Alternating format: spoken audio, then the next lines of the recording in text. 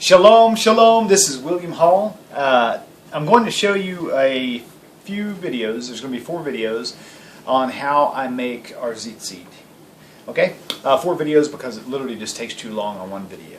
Okay? So look for them. I'll just tell you at the beginning of each one. This is video 1. Okay. To start off with, I've got my strands of fringe material here. Basically, the length that I have these for myself is I'm close to 6 feet tall. And which means that my reach tip to tip is also close to 6 foot. I use that as a measuring gauge. So what I'll do is I'll stretch them out. I'll hold on one end here and I'll grab this end, and that's about how long I make each piece. It's easy to measure that way. Cut it, pull another piece. Okay? Now, what I'll do is I'm going to take these doubled over. What I do is when they're even at the bottom, like this right here, what you want to do is you want to visualize about this far down. That way you can kind of see how big your loop's going to be. Okay? So I'm going to grab it here. Actually, I'm going to grab it down low, excuse me, wherever one of the legs are. So I'm going to hold it. Okay? I already started here on the last video, but it's starting to get tangled up if I untie too many times. So I'm going to leave this for now. So I'm going to grab it here, which will be about where it needs to be. Let this drop. Now this is the longer end on my right side.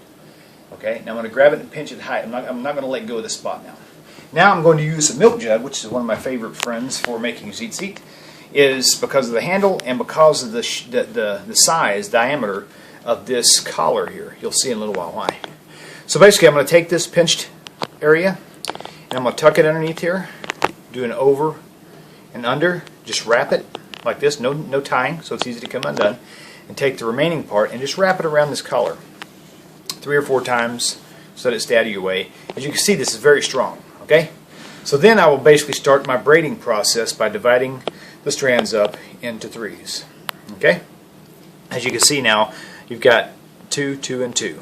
Alright, this is another reason why I use 6 strings instead of 4, because it divides more evenly into the braiding sections. Okay?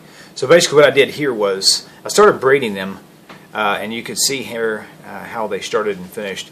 If you do that right, you'll have them come up evenly. As you can see, the pattern, everything is flat like a ribbon. You turn it on its side and it's thin. Okay, this will happen like this if you'll keep everything organized as you braid.